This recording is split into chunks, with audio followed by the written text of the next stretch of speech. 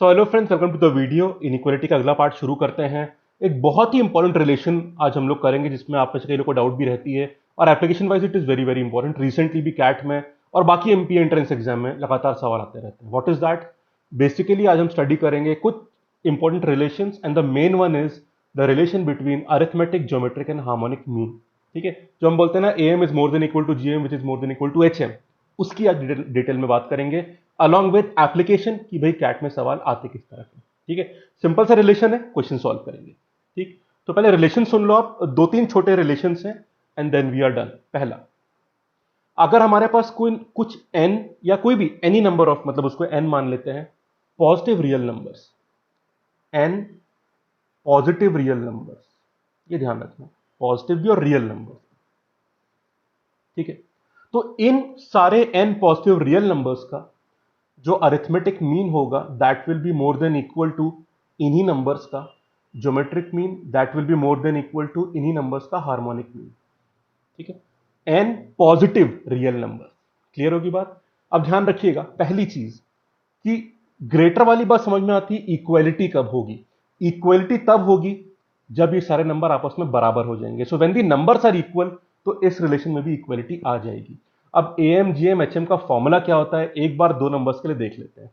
ए, अगर मान लो दो नंबर्स हैं आपके पास, A B, positive real number मान लेते हैं, तो ए एम कितना होता है इनका? A plus B by two, addition form में होता है ये। ठीक है, इसी को हम लोग एवरेज भी बोलते हैं। जीएम कितना होता है? Root A B. और एच एम कितना होता है? ये रेसिप्रोकल फॉर्म में होता है, two one by A plus one by b. Clear है बात? जिसको हम सॉल्व करके two A B upon A plus b भी बोल देते हैं, पर ओरिजिनली ये होता है रेसिप्रोकल फॉर्म में। और फिर आंसर, मतलब बेसिकली रेसिप्रोकल वाला पार्ट नीचे आ जाता है। देखो, अगर आपके दो नंबर्स हार्मोनिक प्रोग्रेशन में हैं तो इनका रेसिप्रोकल एपी में हो जाएगा। क्लियर है ना भाई? हार्मोनिक और अरिथमेटिक आपस में रेसिप्रोकल वाली सीरीज होती है। तो अगर ए बी एचपी में है तो उनका रेसिप्रोकल एपी में होगा, और एपी में आप इनका मीन लो, अपॉन टू कर दिया। अब इसको वापस हार्मोनिक में कन्वर्ट करने के लिए दोबारा उल्टा करोगे और ये मिल जाएगा आपको, और सॉल्व करके ये ऐसा बन जाता है। तो प्रोसेस समझते हैं ना कैसे निकालते हैं harmonic mean. Derivation is not very important, but एक कॉन्सेप्चुअल बेस होना चाहिए, वरना कई बार डाउट हो जाती है। सो फॉर दैट इनहेंस्ड, मतलब कॉन्फिडेंस एक रहे, उसके लिए मैंने बता दिया। तो दो नंबर्स के बीच का ए एम होता है A plus B by two, G M होता है रूट ए बी, और एच एम क्या होता है? Two A B upon A plus B, मतलब two upon one by A plus one by B. ठीक है, अगर तीन नंबर हुए तो क्या होगा? एक एप्लीकेशन बहुत नहीं आता पर पता होना चाहिए। तीन नंबर्स में क्या होगा? मान लो A B C, A plus B plus C by three, ये हो गया ए एम। ए बी सी को मल्टीप्लाई करो और थर्ड रूट ले लो, मतलब one by three power cube root, मतलब ये हो गया हमारा क्या? जीएम। और एचएम क्या होगा? Three upon one by A plus one by B plus one by C. ऐसे ही ज्यादा हो तो और आप ऐसे इसको अप्लाई कर देंगे। क्लियर? सो पहला रिलेशन तो ये हो गया and we'll apply that now. उससे पहले दो रिलेशन थोड़े और पढ़ लेते हैं और फिर क्वेश्चंस पे चलते हैं। दूसरा रिलेशन, अगर हमारा x plus one by x के फॉर्म में कोई एक्सप्रेशन हो जहां पे x क्या है? पॉजिटिव रियल नंबर, तो फिर ये expression is always more than equal to two. अगर दोनों वैल्यूज वन के बराबर हो गई, मतलब बेसिकली एक्स को वन रख दिया आपने, तो one plus one by one कितना होता है? टू। तो जब एक्स को वन रखोगे आप, तो आपको मिनिमम मिलेगा टू। उसके अलावा कुछ भी रख लो, मान लो टू रखते हैं, what is two plus one by two? Two से बड़ा हो गया, 2.5। Three plus one by three, again two से बड़ा है, तो मिनिमा टू होता है, और फिर वरना टू से बड़ा ही होगा, तो more than equal to two हो जाता है। क्लियर? तो ये रिलेशन पता होना चाहिए। X plus one by x में कुछ भी format, alpha plus one by alpha plus alpha क्या होना चाहिए? Positive real number. तो ये expression more than equal to two होगा। इसका यूज बहुत आता है एग्जाम में। ठीक है, इसको अपन ऊपर वाले से भी प्रूव कर सकते हैं वैसे। कैसे? अगर x और वन बाय एक्स दो नंबर मानते हो आप, तो इनका अरिथमेटिक मीन क्या हो जाएगा? x plus one by x by two. This will be more than equal to इनका ज्योमेट्रिक मीन, जो कि होगा root of x into one by x. Cancel हो गया, वन बचा, टू ऊपर ले आओ तो आपको यही मिलेगा। तो आप उसको वहां से भी प्रूव कर सकते हैं। Basically it's one and the same thing, पर फिर भी सीधे याद करना अच्छा रहता है। एक चीज और, फिर सवाल तैयार है बिल्कुल हमारे लिए, सवाल बिल्कुल रेडी है फिर। चलिए, वो ये है, अगर हमारा एक्सप्रेशन ऐसा है, one plus one by x to the power x, जहां पे x पता है क्या है? पॉजिटिव रियल नंबर पर मोर देन इक्वल टू 1। ठीक है, पॉजिटिव रियल नंबर चाहिए पर 1 से छोटा नहीं होना चाहिए, 1 से बड़ा होना चाहिए। तो फिर एक्सप्रेशन हर समय 2 से बड़ा हो जाएगा। इसकी अपर लिमिट देखो, जब आप x को 1 डालते हो तो वैल्यू क्या हो जाएगी, 2 की पावर 1 मतलब कि 2। जब आप 3 डालते हो तो कितना हो जाएगा, 1 प्लस 1/3। क्लियर है बात। अब देखो 1 प्लस 1/3, उसके ऊपर पावर कौन सी रेज होगी आपकी, इधर मैं लिखता हूं। जब आप रख रहे हो x को 1 तो ये आ रहा है 2। जब आप फिर x को 2 रख रहे हो, फिर 3 पे बाद में पहले 2 रख लेते हैं, तो कितना आ जाएगा, 1 प्लस 1/2 मतलब 1.5 और ऊपर 2 आ गया, 2.25 हो गया। ठीक है, आप 3 रख दो फिर। ठीक है, तो कितना आ जाएगा, 1 प्लस 1/3। अब आप एक चीज देख रहे हो, यहां पर ये चीज और छोटी होती जा रही है, 1.33, और यहां पर पावर 3 हो जाएगी। क्लियर है बात। अब इस तरह से कहानी चलती रहेगी आपकी, जैसे पहले 2 था, फिर और कम हो गया, फिर और कम हो गया, पर पावर बढ़ती जा रही है। पर ultimately minima will always be 2।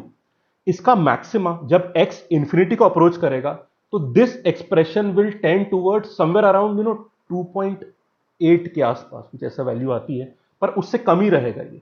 ठीक है, एक बात ध्यान रखना फ्रेंड्स, बहुत जरूरी बात बता रहा हूं, 1 plus 1/x to the power x, जब इसमें x इंफिनिटी की तरफ अप्रोच करता है तो जो वैल्यू बनती है उसी को आप स्मॉल ई बोलते हो, यूलर्स नंबर, जो आप लॉग में इस्तेमाल करते हो ना, लॉग बेस ई, नेचुरल लॉग जो बनाते हो, उसकी डेफिनेशन एक यही होती है। वैसे तो काफी होती है, उसमें से एक डेफिनेशन ये भी होती है, that what is small e, Euler's number 1 plus 1/x to the power x when it approaches infinity. तो ये वैल्यू ई से अप्रोच, ई के पास आती है, जो वैल्यू बनती है उसको ई वैल्यू बोलते हैं, यूलर्स नंबर। ठीक है, तो इसमें जब x इंफिनिटी को तो जो वैल्यू बनेगी वही ई होता है। ठीक है, समवेयर अराउंड 2.7 2.8 के बीच में बनती है। तो आप ये मान सकते हो कि इस एक्सप्रेशन का minima when x is more than equal to 1 2 रहता है मिनिमा। ठीक है, और मैक्सिमा 2.8 तक पहुंचता नहीं, उससे थोड़ा कम ही रहेगा। ठीक है, क्लियर बात। तो अगर 2.8 लिखते तो उसमें इक्वल नहीं लिख पाओगे, सिर्फ लेस देन लिखना पड़ेगा आपको। बात समझ गए, पहली, दूसरी और तीसरी बात। डिटेल में आपको मैंने यूलर्स नंबर की थोड़ी कहानी बता दी, पर उसका एग्जाम में ऐसा कुछ यूज नहीं, पर आपको पता होना चाहिए। ठीक है, क्लियर है बात। अब सबसे बड़ा सवाल कि एग्जाम में सवाल कैसे आते हैं।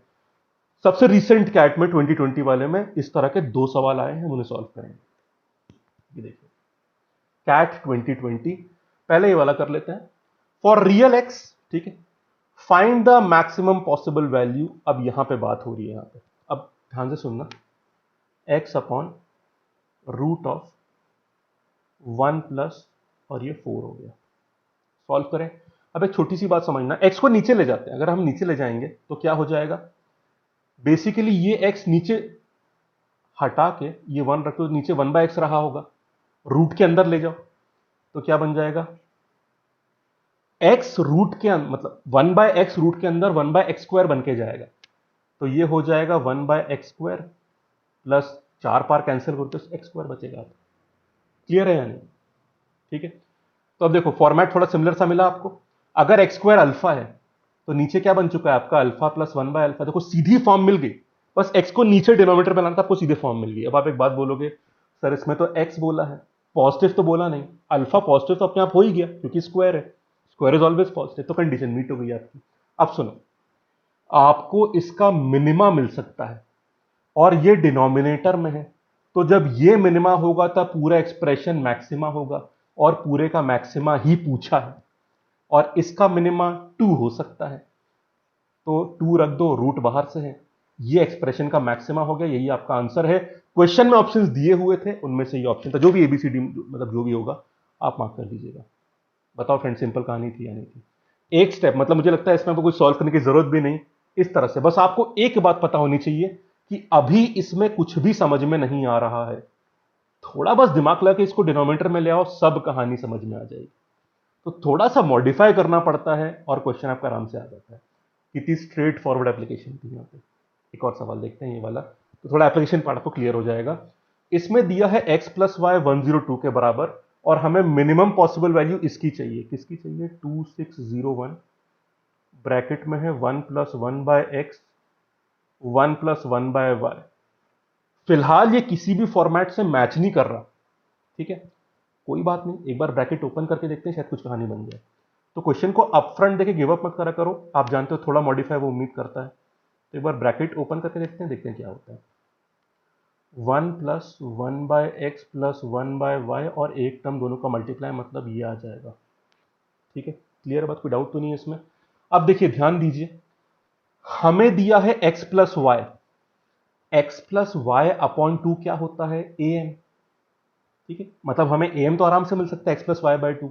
एक बार gm hm लगा के देखते हैं, क्योंकि देखो मल्टीप्लाई हो रहा है मतलब शायद gm की बातें कर रहा हो, और यहां तो रेसिप्रोकल भी है तो शायद hm की बात हो रही हो।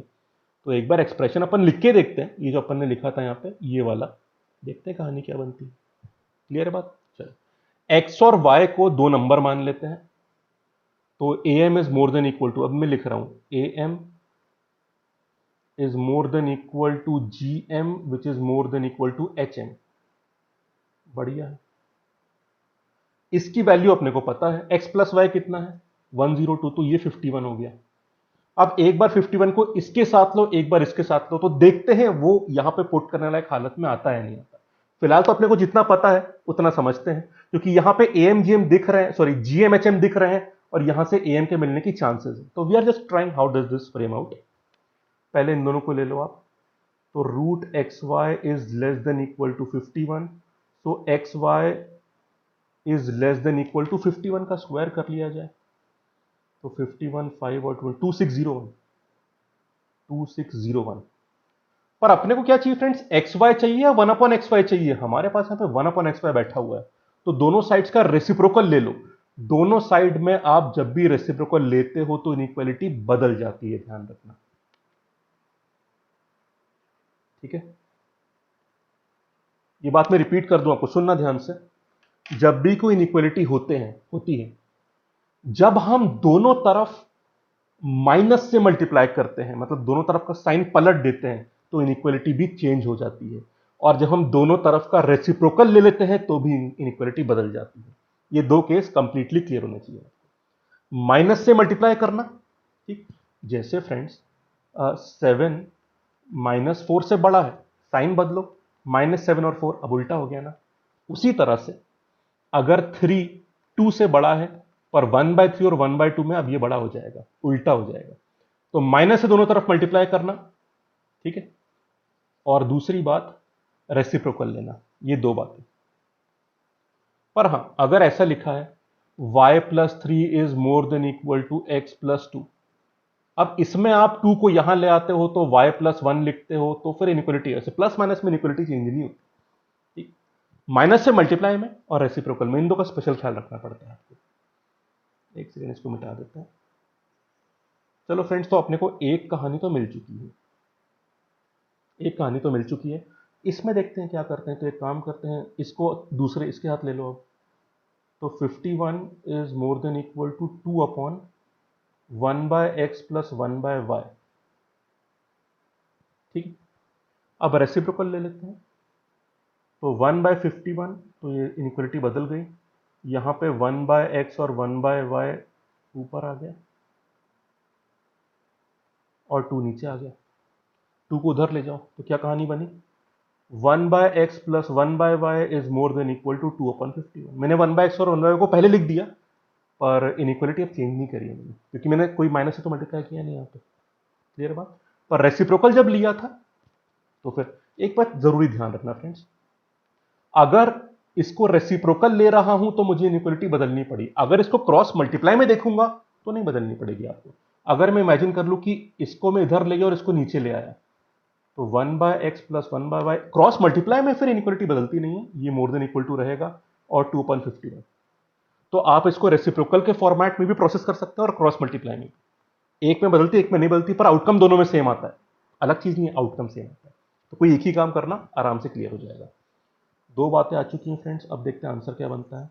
Have we got our things, yes, हमको ये भी मिल गया और हमको ये भी मिल गया। ध्यान दिया आपने, हमें दोनों की मिनिमम वैल्यू मिल चुकी है और हमें एक्सप्रेशन की भी मिनिमम वैल्यू चाहिए। तो इन दोनों वेरिएबल हिस्सों की मिनिमम वैल्यू लिख दोगे आप, तो आपको एक्सप्रेशन का भी मिनिमम वैल्यू मिल जाएगी। पुट कर दो, आंसर आ जाएगा 2601, ब्रैकेट में 1 प्लस इस वाले का मिनिमम कितना है, मिनिमम रखो 2/51, और इसका मिनिमम कितना है 1/2601। ब्रैकेट ओपन करो, कितना आ गया 2601 प्लस कितना आ जाएगा, 51 का स्क्वायर है तो एक बार कैंसिल करके बस एक 51 बचेगा, डबल करके आप इसको 102 लिख देना और ये +1 बचेगा। तो आंसर कितना बच रहा है,